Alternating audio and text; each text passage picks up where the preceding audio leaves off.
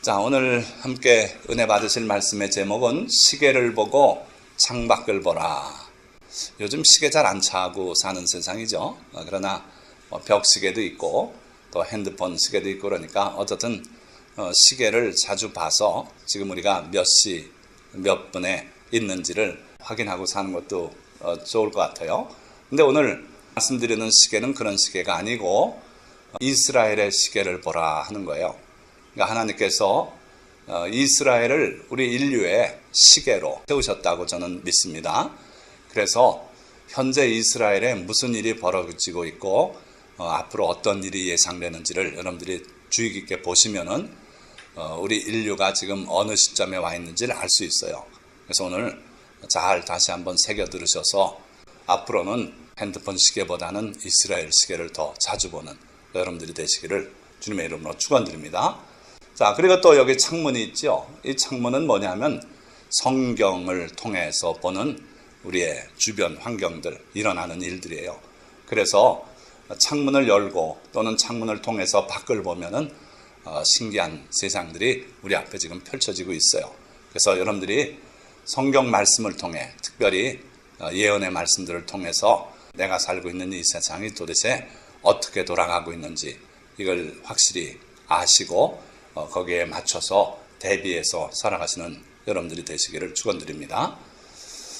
자, 말씀드린 것처럼 인류 역사의 시계 이스라엘, 과연 이스라엘이 인류 역사의 시계인가? 유대인들의 존재는 무슨 의미가 있는가? 첫째는요, 유대인을 통해서 하나님께서 우리를 구원하시려고 섭리하셨어요.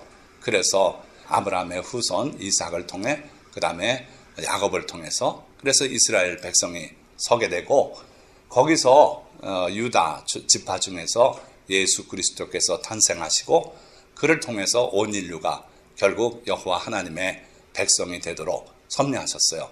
그러니까 그 섭리 과정에서 이스라엘은 중심 역할을 하게 세우신 것이고 또 하나는 이스라엘의 나라가 어떻게 변화돼 가는가를 보면은 인류 역사가 지금 어느 시점에 있다는 것을 분명히 알 수 있도록 그렇게 시계 역할을 하도록 세우셨다 이거예요. 이스라엘이 멸망하고 나라 없이 흩어졌다 또 회복되어서 나라가 안정돼 갈 때 인류 마지막 전쟁이 벌어질 걸 주님께서 예고하셨어요. 그래서 인류의 모든 역사가 이스라엘을 보면 지금 어느 시점이다 하는 걸 알 수 있다는 거예요. 과연 그런가? 오늘 말씀을 통해 한번 여러분들이 확인을 하시길 바랍니다. 자, 하나님께서 에스겔 선지자를 통해서 마른 뼈다귀들이 널브러져 있는 한 계곡에 관한 환상을 보여주셨어요. 하나님께서 에스겔 선지자를 데리고 나가셨는데 한 골짜기에 도달했는데 그 골짜기가 죽은 지 오래돼서 뼈다귀가 앙상하게 되고 그나마도 다 뒤집혀지고 이리 섞이고 저리 섞인 메마른 뼈다귀들이 꽉 차있는 정말 두렵고 황량한 그 계곡을 환상으로 보여주셨어요. 그러고 에스겔 선지자에게 하나님께서 질문을 던집니다. 인자야, 이 뼈들이 살아나겠느냐 하니까 에스겔은 황당해서 하나님을 향해서 주여, 주께서 아시지 않습니까? 그때 하나님께서 뼈들에게 명령하라 그러셨어요. 그래서 뼈들아, 너희들이 살이 덮이고 핏줄이 서고 피부가 덮이고 살아나리라. 그렇게 하라 그래서 믿어지지 않지만 하나님의 명령이니까 이 뼈다귀들을 향해서 뼈들아, 여호와께서 말씀하셨다. 너희가 살아서 일어나거라. 그랬더니 순식간에 그 큰 골짜기에 와다닥 와다닥 하는 소리가 들리고 버저적거리는 소리가 들리더니 이쪽 뼈가 틱틱 튀어와서 이쪽에 붙고 이러면서 맞아 들어가면서 해골의 부대가 생겼어요. 그러더니 살이 돋고 그리고 살갗이 덮이고 핏줄이 서고 하면서 살아있는 사람이 되는 거예요. 그런데 자세히 보니까 다 일어서긴 했는데 아직 생명이 없어요. 그냥 육신이 일어선 거예요. 그래서 다시 하나님께서 명령하십니다. 생기를 명해서 생기가 들어가게 하라. 그래가지고 에스겔 선지자가 하늘을 향해서 생기야 들어와서 이 사람들을 살아나게 하라. 그랬더니 갑자기 그 사람들이 살아있는 사람들로 변화됐어요. 그러고 셀 수 없는 큰 무리의 군대가 되는 그런 환상을 봤어요. 환상입니다. 실제로 일어난 거 아닙니다. 이 환상을 통해서 하나님께서 하시고자 하는 말씀이 있었어요. 여기 그 말씀이에요. 그러고 하나님께서 내게 이르시되 인자야 이 뼈들은 이스라엘 온 족속이라. 내가 네게 보여준 이 환상은 앞으로 이스라엘이 어떻게 될지를 내가 알게 하고자 하는 것이다. 그들이 이르기를 이스라엘 사람들이 스스로 말하기를 이 당시에는 나라가 망해가지고 바벨론으로 잡혀가 있을 때예요. 그때 그들이 스스로 말하기를 우리의 뼈들이 말랐고 우리의 소망이 없어졌으니 우리는 다 멸절되었다 하느니라. 끝났다. 70년 만에 돌아간다고 말씀하셨지만 돌아갈 수가 있느냐. 남은 사람이 몇천 명 안 됐어요. 수백만 명의 당시의 이스라엘 유다 왕국 사람들이 다 죽고 도망가고 포로가 돼서 팔려가고 실제로 바벨론으로 잡혀간 사람은 4천 몇백 명인가 그래요. 얼마 안 되는 숫자예요. 그리고 그들이 또 바벨론에서 나름대로 안정을 취하고 집 짓고 자식 낳고 거기에 안주하고 있었어요. 그러니까 돌아가서 나라를 세운다는 건 상상이 안 되는 일이에요. 그래서 스스로도 우리는 이제 다 끝났다. 유다라는 나라는 이제는 없다. 영원히 다시 설 수 없을 것이다. 그런 절망적인 얘기를 하는 거예요.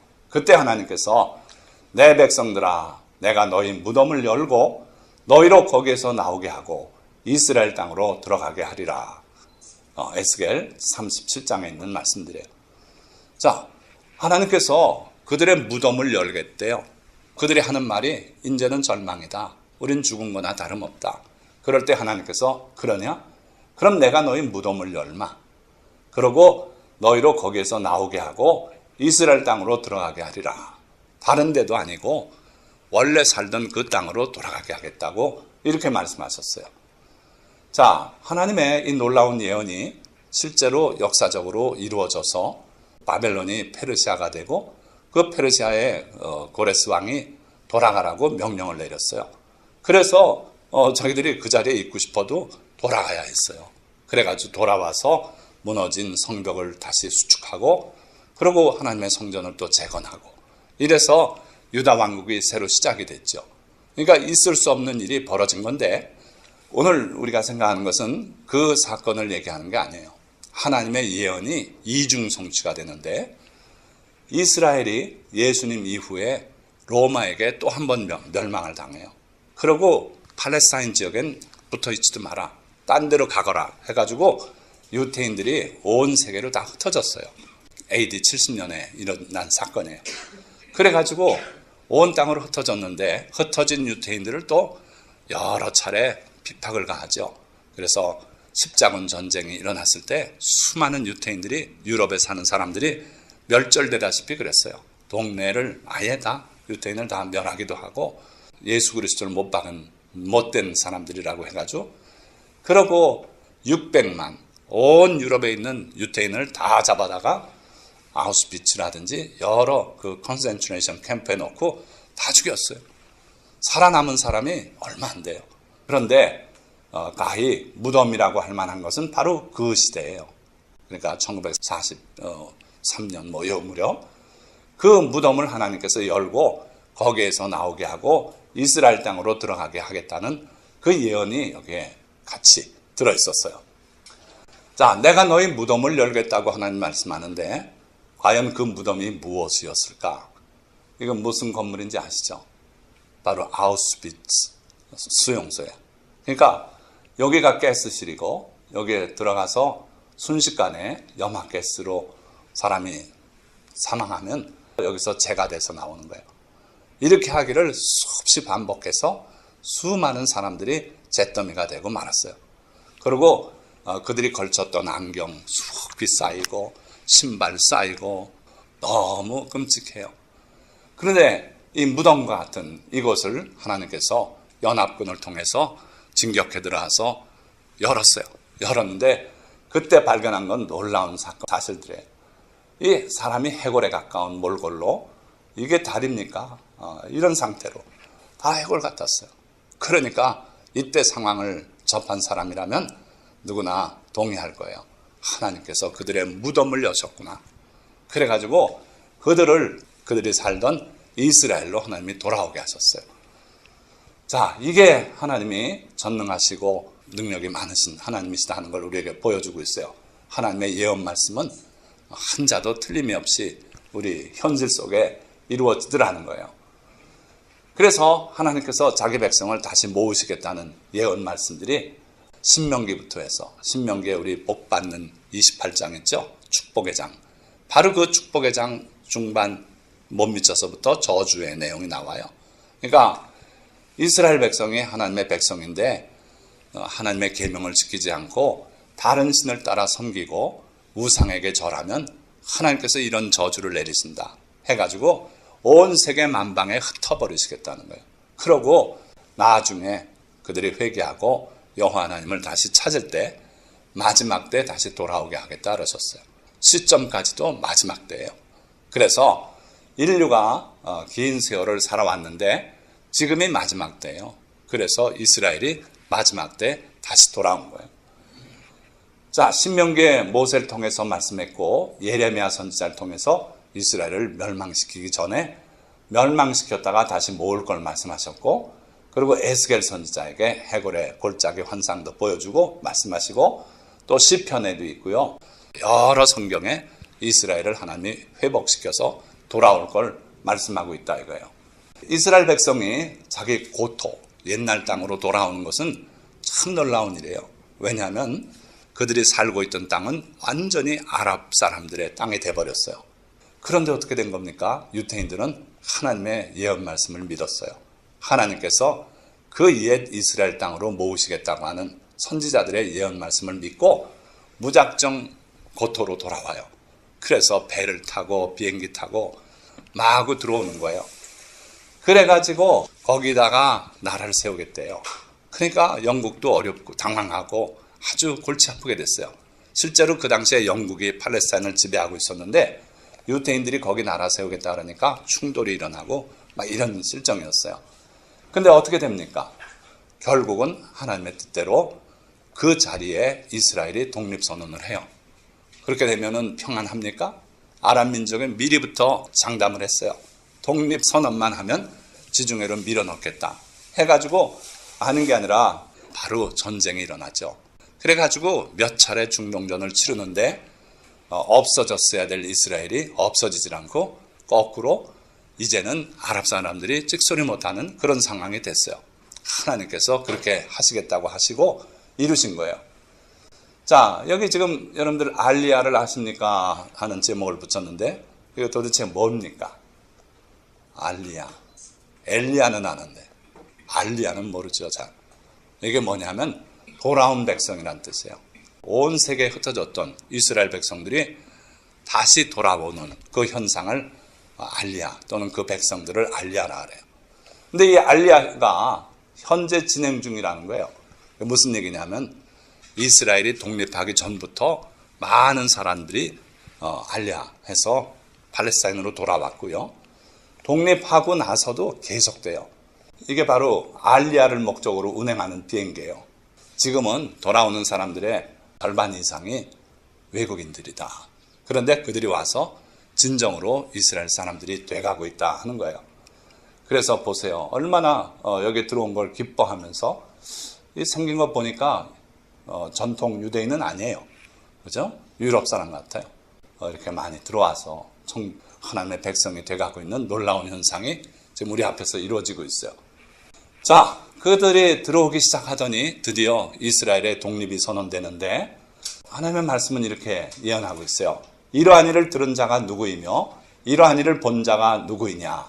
나라가 어찌 하루에 생기겠으며 민족이 어찌 한순간에 태어나겠느냐. 그런데 이스라엘은 그랬다는 거예요. 그러나 시온은, 즉 예루살렘은 진통하는 즉시 그 아들을 순산하였도다. 그래서 이스라엘의 국가가 재건되는 것이 한순간에 일어난 일처럼 정말 신속하게 번개치듯이 그렇게 돼버렸어요. 만약에 질질 끌었다면 아랍 사람들이 그걸 용납 안 했을 거예요. 그런데 이스라엘 사람들이 모여가지고 긴급 회의를 하고 그러고 아주 짧은 시간 만에 스스로 독립을 선언했어요. 바로 우리와 같은 1948년 5월 17일, 우린 8월 15일이니까 석 달 앞서서 여기 이스라엘 독립을 선언하는 장면이고, 그리고 그때 당시 기사예요. 이스라엘 나라가 태어났다. 하루아침에 아기 태어나듯이 순간적으로 태어났어요. 근데 독립은 했지만 그 지역이 여전히 아랍 사람들이 많이 살았어요. 자, 그런데 예수님께서 이스라엘의 그 앞날을 이렇게 예언하셨어요. 너희가 예루살렘이 군대들에게 에워싸이는 것을 보거든 그 멸망이 가까운 줄을 알라. 언제 그런 일이 벌어졌습니까? 예수님 이 땅을 떠나 하늘로 올라가시고 나서 한 30년 만에 로마의 디도 장군이 나중에 황제가 됩니다마는 10만 명의 대군을 끌고 예루살렘을 와서 포위했어요. 그런데도 항복을 안 하고 이러니까 결국은 예루살렘을 멸망시켜요. 그래서 당시에 성전도 불타고요. 예수님 말씀한 예언대로 돌 하나도 돌 위에 남지 않고 다 무너지고, 그러고 한 100만 명이 이때 죽었다. 포로로 잡혀가서 노예가 된 사람들이 한 20만 명, 그 정확한 숫자는 알 수 없어요. 그러니까 엄청난 희생을 치르고 예루살렘은 이방인의 때가 차기까지 이방인들에게 밟히리라. 망해도 그 사람들이 거기 사는 게 일반적이에요. 전쟁의 결과. 그런데 이때는 로마가 유태인 추방 명령을 내렸어요. 그래서 근처에 있지도 마라. 그래가지고 온 세계로 흩어지면서 빈자리가 되니까 아랍 사람들이 들어와 살기 시작했어요. 원래 아랍 사람들이 여기 주인이 아닙니다. 자, 어찌됐든 주님의 예언 말씀대로 예루살렘은 이방인의 때가 차기까지 이방인들에게 밟히리라. 언제까지 밟혔습니까? 바로 1967년 6월 7일까지 이방인에게 밟혔어요. 이방인의 도시였어요. 유태민은 거기 발 디디기가 어려웠어요. 그런데 6.1 전쟁, 3차 중동 전쟁이 터져가지고 6일 만에 대승을 거두고 영토를 확장하면서 예루살렘을 이스라엘 사람들이 점령했어요. 이 사람들이 바로 그때 예루살렘의 진주한 통곡의 벽 앞에서 아주 감격 어린 사진을 찍은 거죠. 이 사람들은 다 낙하산 부대예요. 그래서 낙하산 타고 내려서 거기에 버티고 있던 요르단 군인들하고 싸워서 다 물리치고 아주 격렬한 전투 끝에 하나님의 승리를 주어서 예루살렘을 회복했던 거예요. 자, 그러니까 관심을 두고 읽는다면, 예루살렘이 드디어 이방인의 때가 다 차서 하나님의 백성에게로 소유권이 돌아왔구나. 이걸 여러분들이 아셔야 돼요. 그게 언제라고요? 67년 6월 7일. 저는 20세기 성도입니다. 21세기에 걸쳐 살고 있지만 20세기에 제 생애 대부분을 보낸 셈이에요. 20세기의 성도들의 복됨, 물론 21세기의 여러분들 마찬가지입니다만은 복된 점이 있어요. 뭘까요? 초기 성도들은 참 더 복됐을지 몰라요. 예수님도 직접 봤고 그 사도들의 능력 행하는 것도 보고 복음이 전파되는 걸 다 체험하고, 그래서 아마 그때 성도가 살아있다면 우리 교회에 와서 놀라운 부흥을 일으켰을 거예요. 간증을 하면서 막 그럴 텐데, 그들뿐 아니라 20세기의 마지막 시대의 성도들도 복돼요. 왜냐하면 하나님의 예언 말씀들, 예수님의 예언 말씀들이 실제로 현실에 이루어지는 걸 보게 됐어요. 67년에 이게 이루어졌단 말씀이에요. 그러니까 참 우린 복된 시대에 살아요. 이제는 성경이 진정한 하나님의 약속이고 그대로 이루어진다는 걸 이제는 알게 됐어요. 문제는요, 여기에 반대하고 이스라엘을 없애버리려고 하는 세력들이 있다는 거예요. 그게 누군지 아십니까? 바로 아랍 사람들이고, 또 종교로 말하면 이슬람 세력들이고, 거기에 끼지 않아도 될 만한 사람들이 껴있는데 누구냐면 러시아예요. 러시아는 이 중동 지역에서 계속 반이스라엘이에요. 노골적으로 반이스라엘이에요. 그리고 아예 이스라엘을 이 지상에서 없애버리겠다고 공언하고 있는 사람들이 지금 이란이죠. 자, 앞으로 어떻게 될 것 같습니까? 우리 대한민국하고는 영 반대쪽에 있으니까 우리하고 관계없는 것 같죠? 북한의 핵 개발이 바로 유태인들에게 위협이 되고 있어요. 다른 나라들은 컨트롤이 되는데 북한만은 컨트롤이 안 되는 나라예요.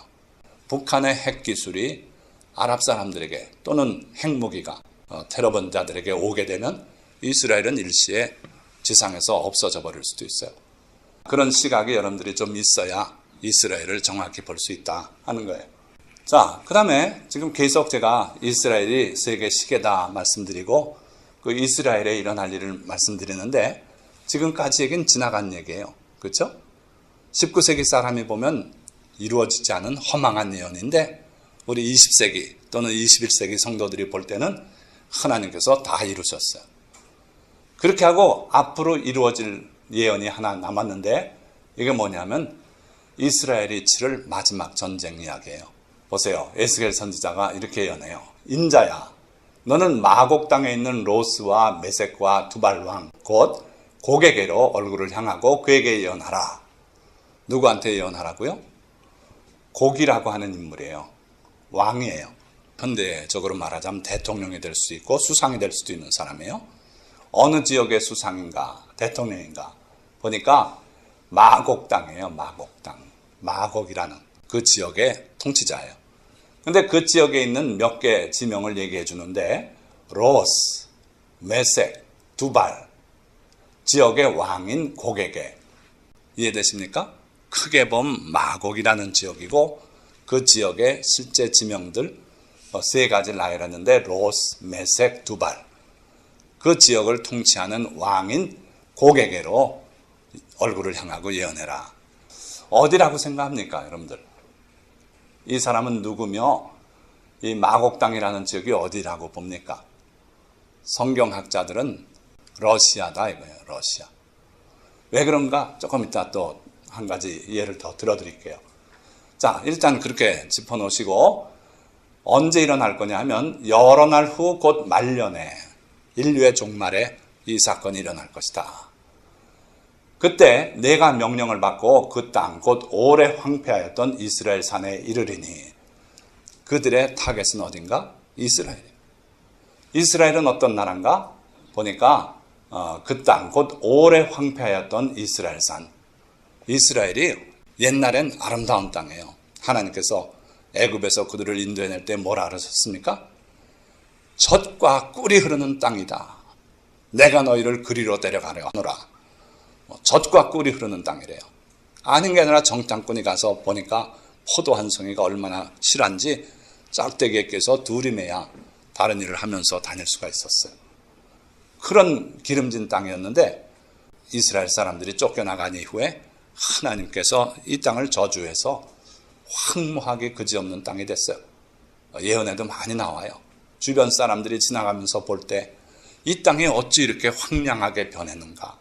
사람 하나 안 살고 모래바람 날리고 왜 이렇게 됐는가. 이전에는 아름다운 땅이었는데 그랬어요. 그러니까 2000년을 황폐했던 그 땅에 다시 이제 아름다운 땅으로 변화됐어요. 어떻게 그런 일이 벌어집니까? 이스라엘 사람들이 돌아와가지고 죽으나 사나 자기는 여기에 살아야 돼요. 그러니까 이 지역을 개간하기 시작했는데 갈릴리 호수물 있죠. 그게 흘러서 요단강으로 흘러서 내려가서 사해로 들어가거든요. 들어가 버리면 쓸모가 없어요. 소금물하고 뒤섞여서. 그러니까 갈릴리의 그 단물을 다 옆으로 빼요. 해가지고 관계, 수로를 만들어 놓고 그걸 모든 땅에 물을 뿌리면서 농사를 져요. 태양은 장렬하지요. 물은 갈릴리 물 갖다 뿌려주죠. 그러니까 오렌지 나무도 잘 돼가지고 거기서 맺혀진 오렌지, 그레이프 프루트, 당도가 기가 막혀요. 그러니까 태양빛 받고 그렇게 물 줘서 기르니까 최고의 작물이 나와요. 아름다운 땅이 됐어요. 그걸 얘기하는 거예요. 오래 황폐하였던 이스라엘 산, 지금은 아름답게 변한 그 땅을 너희가 쳐들어온다 이거예요. 자, 또 계속되는 말씀이에요. 내가 내 고국 땅 북쪽 끝에서 많은 백성 곧 다 말을 탄 큰 무리와 능한 군대와 함께 오되 구름이 땅을 덮은 같이 내 백성 이스라엘을 치러 오리라. 자, 어디에서 온다고요? 내 고국 땅. 지금 곡에 대해서 말하는 거예요. 마곡 땅의 왕. 그런데 내 고국 땅이 어디라고요? 북쪽 끝이라 그랬어요. 북쪽 끝. 어디서 볼 때 북쪽 끝입니까? 대한민국에서 볼 때? 아니고 요거 이스라엘에서 볼 때 북쪽 끝이에요. 이스라엘이 어떻게 보면 세계 중심 지역이에요. 아프리카가 이쪽으로 있고요. 여기 아라비아 반도, 여기 이리로 가면 아시아, 이 위로 가면 유럽. 그런데 여기서 곧장 북쪽을 보니까 모스크바예요. 모스크바예요. 그래서 메색, 로스 이게 다 그 지역을 말하는 거예요. 그래가지고 북쪽에 있는 이 러시아 이 세력이 지금도 여전히 그러거든요. 이스라엘에 대해서는 이를 갈아요. 왜 그런지 몰라요. 공산주의는 기독교나 유태인들을 미워해요. 이슬람도 그래요. 그러니까 모든 정책 대결에서 러시아는 반이스라엘 투표. 그러고 이 아랍 나라들이 또 그래요. 그래서 이 러시아가 이란, 또 리비아 이런 나라들하고 협력해서 이스라엘을 아예 멸절시키려고 오는 그날이 있을 거다 이거예요. 자, 누가 와요? 다 말을 탄 큰 무리. 이게 말 탄다는 건 요즘 현대식으로 말하면 기갑 부대들이에요. 온 탱크 뭐 해가지고 장갑차들 이런 거 능한 군대래요. 얼마나 군사 기술이 발달했는지. 그래서 이 러시아 사람들이 장교 밑이 가서 훈련시키면 용사가 돼버려요. 이런 나라가 러시아예요. 그 능한 군대와 함께 얼마나 많이 구름이 땅을 덮은 같이 내 백성 이스라엘을 치러 오리라. 그때 하나님의 얼굴에 노가 나타나고 하나님께서 이들을 그냥 초자연적인 능력으로 멸하겠다 그러셨어요.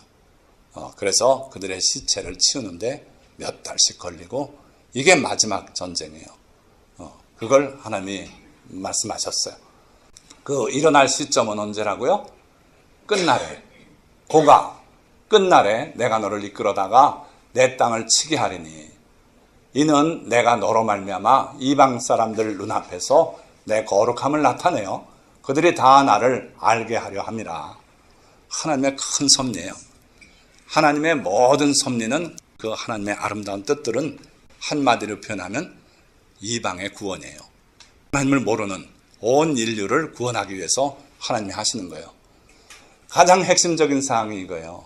마지막 큰 전쟁에서 대적하는 무리들을 멸함으로써 온 인류가 모든 이방 사람이 와, 과연 이스라엘의 하나님 여호와 하나님인 참 하나님이구나. 그렇게 해서 온 인류가 그 다음에 예루살렘으로 와서 하나님을 경배하고 거기서 하나님의 교훈을 받아간다 그랬어요. 자, 그래서 끝날에 이 일이 벌어질 거예요.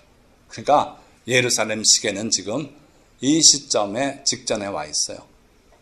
여기까지 와 있어요. 그러니까 조만간에 러시아 군대가 이스라엘 침공하는 그런 일이 벌어진다. 그러기 위해서인지 지금 세계 질서가 혼란스럽기 짝이 없어요. 이런 가운데서 언제 세계대전이 이 러시아가 이스라엘을 쳐들어오는 그런 일이 벌어지지 않을 수 없어요. 정말 모든 분위기가 그렇게 돼가고 있는 것 같아요.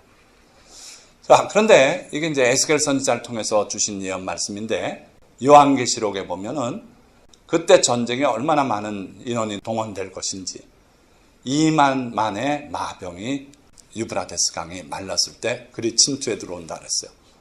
2만 만이면 얼마입니까? 만 곱하기 만이면 억이에요. 이만한 숫자가 어디서 올 수 있습니까? 2억이란 군대가. 옛날엔 상상도 못했죠. 지금 중국이 민병대까지 동원하면 2억이에요. 군대가. 그러니까 성경의 예언은 거짓이 없어요. 그러니까 중국까지 러시아하고 합세해서 이 전쟁이 벌어질 걸 말해요. 그러니까 구름같이 덮여온다 그랬어요. 엄청난 마지막 전쟁이 벌어질 거다 이거예요. 그 전쟁의 지명을 계시록 19장 16절에는 아마겟돈이라 그랬어요. 아마겟돈. 히브리 말로 아마겟돈이다. 실제 이 지명은 없는 지명이에요.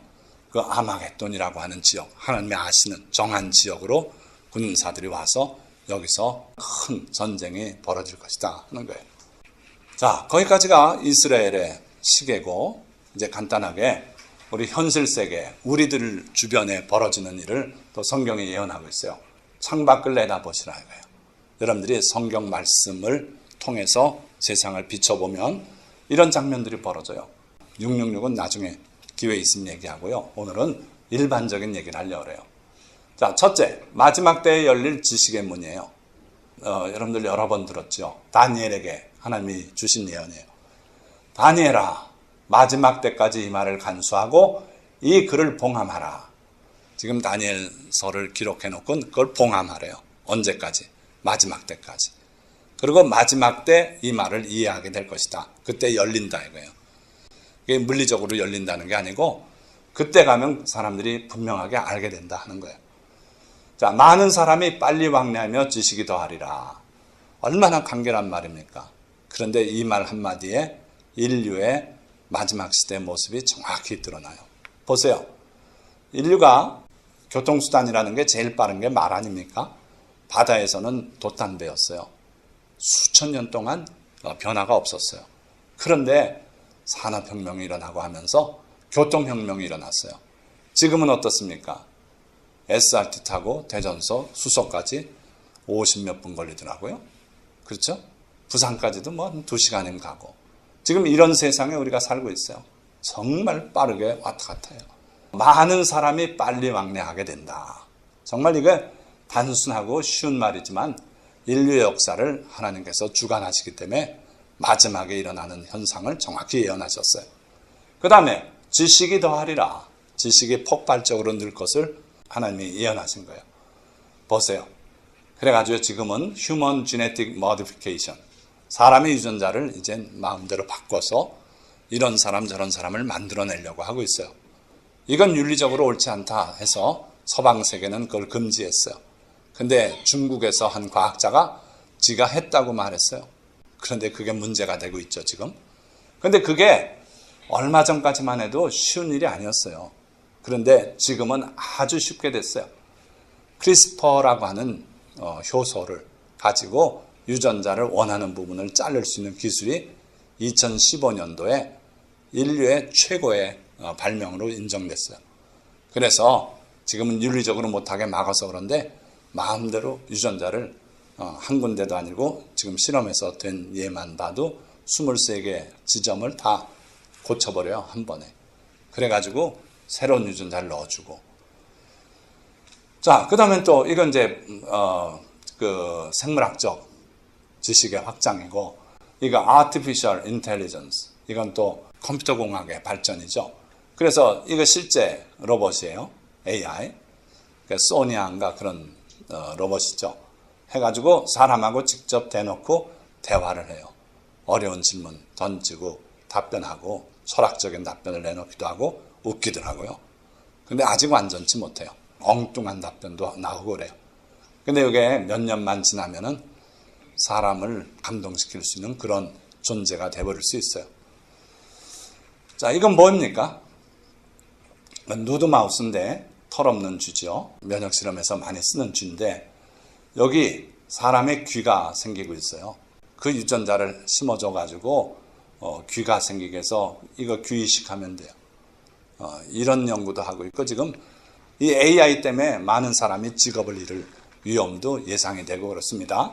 그러니까 오늘 우리가 편안하게 여기서 예배드리고 있습니다만은 이런 것들을 다 들여다보고 있는 사람 입장에서는 마치 태풍 전야 같은 오늘이라고 느낄 수밖에 없어요.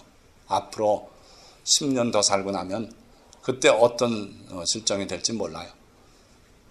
요한계시록에는 그 세계를 다스리는 악한 정권, 적그리스도의 정부가 나오는데 그 정부가 뭘 하냐면 우상에게 생명을 넣어서 말을 하게 한다 그랬어요. 이거 AI 기술 가지고 할 수도 있고 아니면 초자연적인 능력으로 할 수도 있죠.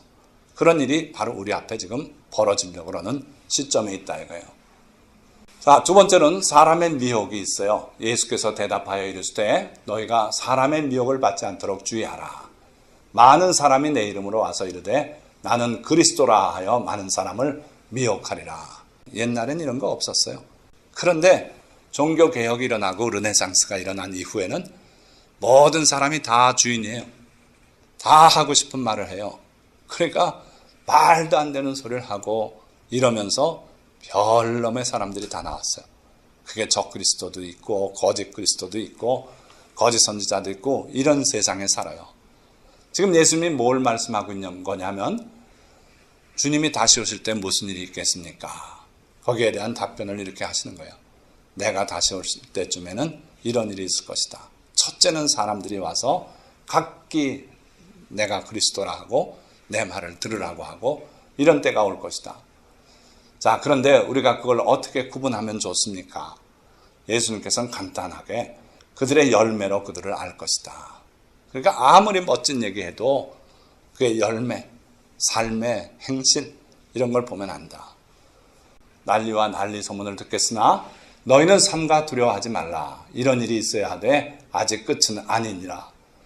그 전쟁의 특징을 보니까 민족이 민족을, 나라가 나라를 대적하여 일어날 것이다. 이전엔 이런 일이 없었어요. 인류의 역사에 보면 제국시대가 대부분이었습니다. 처음엔 이집트 제국이었죠. 그 다음에 바벨론 제국, 그 다음에 그리스 제국, 로마 제국. 제국은 뭐냐면 많은 민족과 많은 나라를 하나가 다 지배하는 거예요. 그러니까 거기서는 민족이 민족을 다투고 싸울 일이 없어요. 황제 한 분이 최고예요. 그런데 20세기 들어와서 온 세계가 민족 국가로 다 변화됐어요. 그래서 민족이 민족을 대적해서 일어나고 인종 청소 전쟁도 일어나고 아주 이전에 볼 수 없었던 그런 전쟁이 있는 시대가 됐어요. 또 곳곳에 지진과 기근이 있으리라 말씀하셨는데 지진이 나도 보통 지진이 아닙니다. 옛날에 볼 수 없었던 지진이에요. 이 칠레에서 지진이 일어났는데 페루나 그 지진이 여파가 어디까지 오냐면 황해까지 이런 동남아시아 지역에 다 쓰나미를 일으키는 엄청난 지진이 일어나요. 그러니까 옛날에 볼 수 있었던 지진이 아니에요. 20세기, 21세기의 지진은 엄청난 재앙을 가져오는 지진이고 또 기근도 보시니까 아프리카 지역에 수백만 명이 굶어 죽고 이전에 못 보는 그러한 끔찍한 일들이 마지막 시대에 다 일어나고 있어요. 예수님의 말씀대로. 자, 거기다가 사도 바울은 타락한 인간성 때문에 겪게 될 우리의 고통을 이렇게 예고했어요. 너는 이것을 알라. 말세에 고통하는 때가 이르러, 말세 마지막 때 고통하는 때가 이르르는데 사람들이 자기를 사랑하며 돈을 사랑하며 자랑하며 교만하며 비방하며 부모를 거역하며 감사하지 아니하며 거룩하지 아니하며 참지 못하고 포악하고 이런 온갖 인간성의 타락을 바울은 마지막 때 일어날 우리에게 고통을 주는 일이다 하고 말하고 있어요. 마지막 때 우리 주변이 사실 이 말씀대로 그런 것 같아요. 정말 인간성이 점점 나빠져서 고통하고 있는 시대가 됐고 사람들이 자기를 사랑하지 이웃을 사랑할 줄 몰라요. 하나님 사랑도 몰라요. 그리고 돈만 사랑해요. 돈만 쫓아가요. 그리고 자랑하고 교만하고 비방하고 부모를 거역하고 감사할 줄 모르고 그렇게 하고 거룩하지 아니하고 겨우 한다는 게 TV 보고 TV에서 감동적인 거 보고 눈물 좀 흘리면 그만이에요.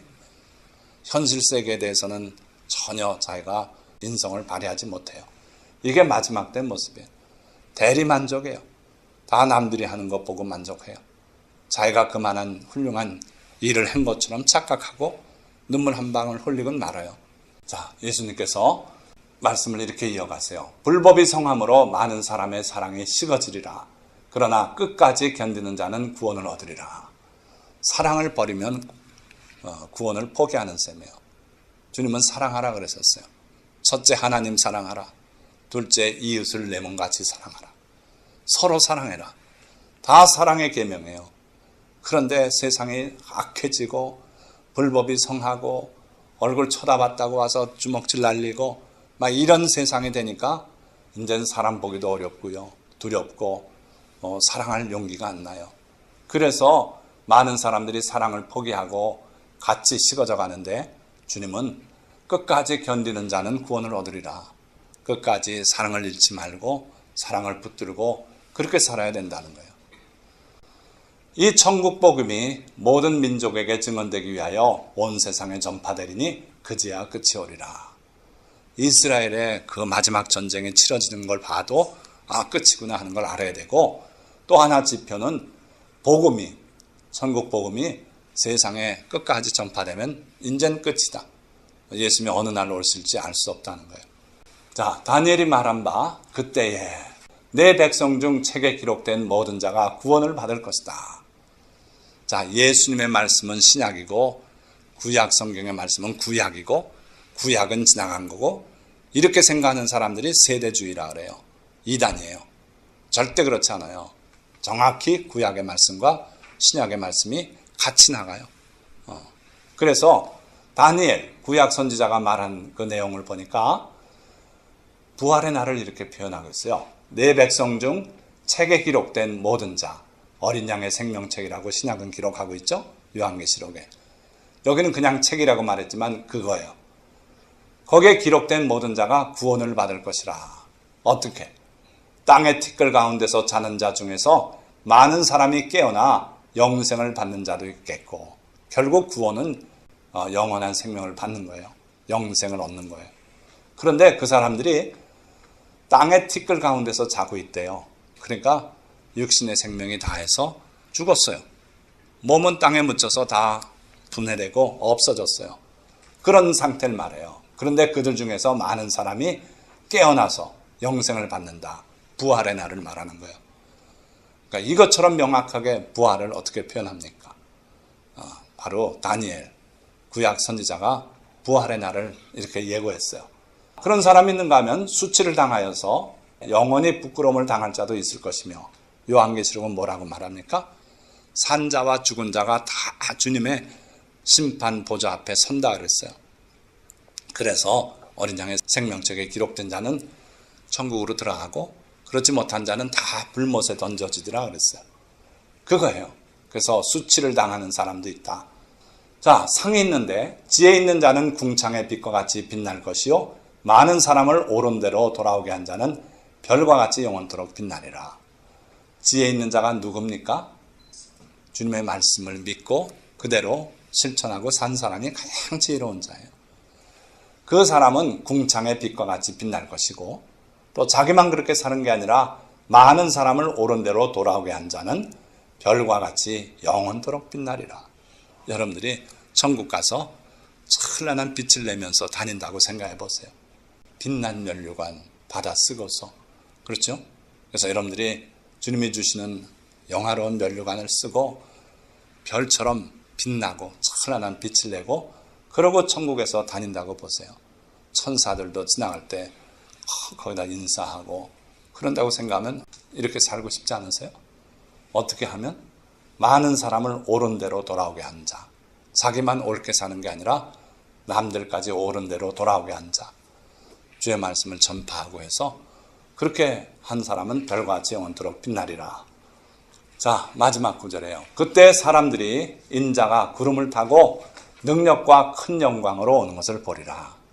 주님께서 구름 타고 천사들과 함께 오시겠대요. 그러시면서 이런 일이 되기를 시작하거든. 어떤 일이? 바로 이런 일들. 아까 이스라엘이 시계 역할을 한다 그랬죠. 이스라엘의 독립이 되는 걸 보면은 말세가 다 된 걸 알아라 이거예요. 예루살렘이 이방인의 발에 밟히다 이제 하나님의 백성에게 돌아오면 때가 된 줄 알아라. 또 알리야, 그 온 세계에 흩어져 살던 유대인들, 또 하나님의 백성이 되기 원하는 사람들이 이렇게 비행기를 타고 배를 타고 돌아오는 걸 보면 때가 된 줄 알라 이거예요. 그리고 마지막, 이건 너무 늦은 때인데 그 러시아가 이스라엘을 침공해 들어오는 그런 전쟁이 벌어지면 정말 끝인 줄 알아라. 자, 이런 일이 되기를 시작하거든. 다 된 다음에 고개 들면 늦어요. 시작하면 지금 시점이에요. 일어나 머리를 들라. 너희 속량이 가까웠느니라 하시더라. 천국 갈 날이 아주 가까이 임박했다. 주님께서 온 백성을 다 불러서 예비하신 그 새 예루살렘 성으로 들어가게 하시겠다는 거예요. 그래서 지금 우리는 이 시점에 와 있어요. 이런 일이 되기를 시작하거든 벌써 시작했어요. 그러니까 이제는 머리를 들어야 돼요. 깨어 일어나야 돼요. 우리의 허물된 모든 행위들을 주님의 보혈에 씻고 회개하고 주님만 바라보고 이제 나가야 돼요. 그럴 때 왔어요. 자, 말씀을 맺습니다. 이스라엘은 하나님께서 인류 구원을 위해 세우신 민족이에요. 이스라엘이 없으면 메시아도 없고 구원도 없어요. 근데 우리를 위해서 세우신, 구원을 위해 세우신 민족이고, 한 가지 더 있다면 하나님의 때를 보여주는 시계 역할을 하고 있어요.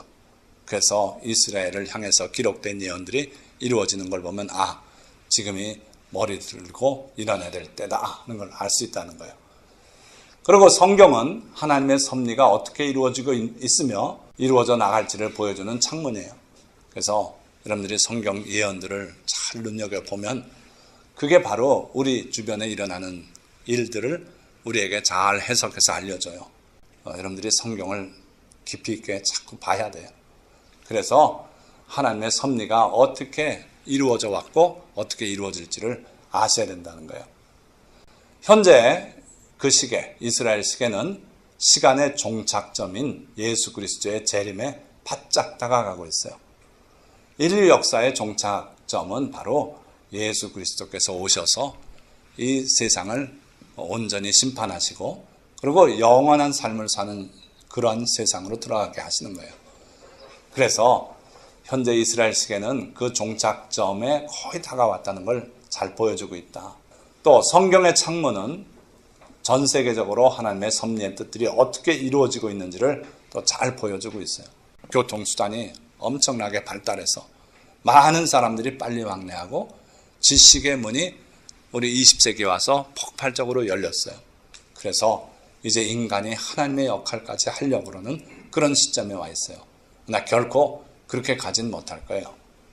이제 우리는 머리를 들고 일어나 어린 양의 피에 예복을 빨아입고 주님을 맞이할 준비를 해야 할 거예요. 그날에 가서 우리 예복이 더러워져 있고 입을 옷이 없이 주님 앞에 선다면 참 문제가 돼요. 그래서 주님 앞에 회개하고 우리의 모든 지나간 잘못들을 주님 앞에 고백하고 흰 세마포스를 입고 주님을 맞이할 준비를 다 하실 수 있기를 주님의 이름으로 축원드립니다. 자, 기도하겠습니다.